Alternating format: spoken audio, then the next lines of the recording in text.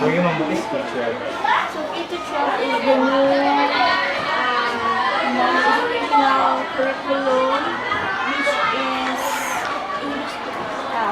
a new educational program which includes grade 11 and 12, and it is considered as senior high school years. So basically, it starts from grade 7 to grade 10, that is junior high school, and senior high school is grade 11 and grade 12.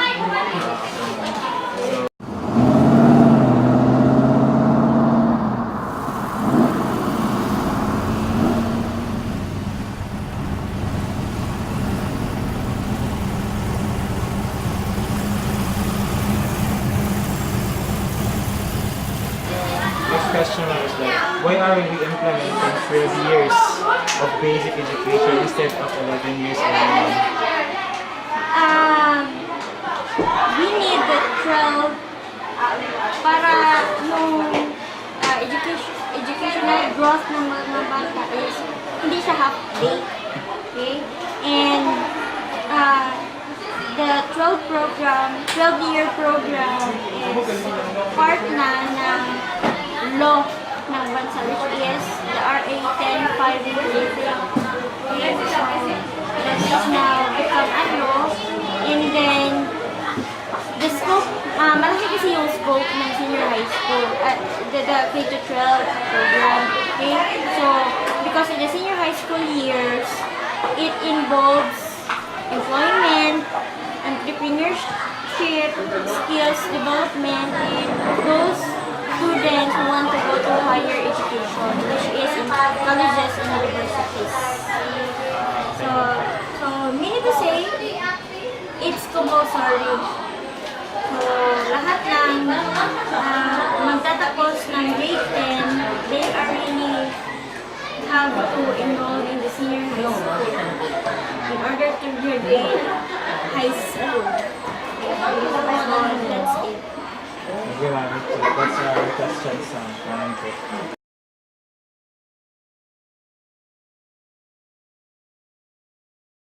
load due to the K-12 program. So, batay sa aming naibigay na kaalaman mula sa aming principal, i-arrange ang mga load pag kung ano ang senior high school, magkakaroon ng arrangement ng mga load sa teachers, at isa pa, magka-hire din ng mga instructors from private sectors na siyang matuturo lalo din sa mga pagdating na sa specializations. So, hindi siya magdaragdag ng another load sa mga teachers. Okay, ma'am. And then, how will teachers be prepared for the K-12 programs? Okay, so, simula pa nung magsimula sa grade 7, bago pa yung opening ng klase, ay sinasabak na sa training at mga seminars sa mga teachers. At lahat ng mga kagamitan, lalo na sa mga aklat, ay binibigay na sa mga teachers. K-12 will be implemented. There will be additional, what happened to the curriculum, there will be an additional subject, or there will be a subject that will be eradicated. Okay, when we talk about K-12, that is an additional 2 years in high school. So, an additional 2 years in high school, from grade 7 to grade 10, that could be under junior high. The same subjects, the same everything as we are using now. But when we talk about K-12, additional 11 to 12, this K-12 program, of course, it doesn't make it really improve and enhance and add more on the specialization of different tracks, because it is being arranged according to tracks. So when we talk about tracks, there are core tracks, which is under academic tracks. We have EBM, we have STEM, we have GAS, and UMS. So in addition to that, we have TBL, textbook, and of course, we do have sports and arts and design. So therefore, K-12, 11 and 12 program really adds field of specialization. But it doesn't mean it change and it adds. But it doesn't mean eradicating the old, because the basic subject is still there. Okay. It doesn't mean eradicating, it adds and it enhances. So the students, ma'am, they have their freedom to choose their Of course. But those freedom should be guided according to their field of interest. At the same time, the result of their career path standard exam. They were given an exam when they were in grade 9. So the result of that, they can, the parents and the students will analyze the result together with the guidance counselor to choose among this field of interest plus the result of the specific subjects given. So among this two, we have assessment and at the same time the result of the tests. So the students will be guided because we cannot just jump to one tracks to the other tracks. So it should be in alignment with your field of interest plus the result of the It's assessment. like a college, ma'am, that Yes. they taking. Example, in college, they could have entrance examination, and out of that result, you may choose your field, Yes. your program. It is just like that.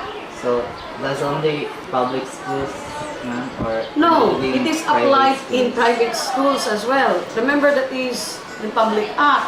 So, well, it is mandated by law. There's no exemption for that. So does the teachers for senior high, ma'am, requires masters or doctorate? Okay, in the senior high, the junior high, you have only basic degree in education, plus you have your trainings, plus your major fields. When compared to junior high, it is one step higher. So when you talk about one step higher in terms of academic education, so I guess it is a must for the senior high school teachers to have their master's degree courses with relevant studies, plus their special skills, specifically in TVL, yung textbook, and of course the arts and design, and of course the sports. So there are guidelines on how senior high school will be hired. So if, assuming, ma'am, that we already have a graduate of K-12, Yes. that can we assure their employment automatically? Now, in textbook TVL program, after 2 years, they are qualified to take the NC exam, National Competency Exam. As the NC? NC2, yes. So therefore, if you are, because this is a collaborative effort of every agencies of the government, not only in the Department of Education, but it also adds TESDA, the neighboring TESDA, agribusiness, and everything. And remember, when you have this NC qualified you can apply in textbook in any, because that is a national competency exam. So including... So, yes, there is really a possibility that they could have and they could land a job. Even a good job.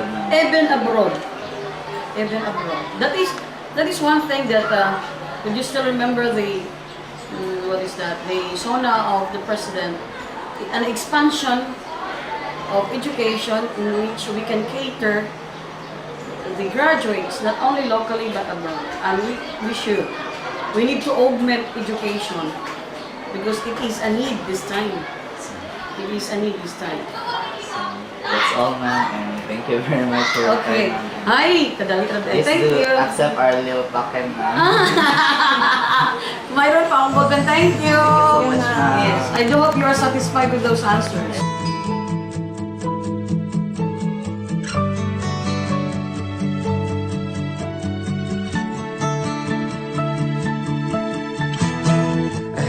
Dream of you and me last night under the stars and moon so bright, flying together we hold each other tight.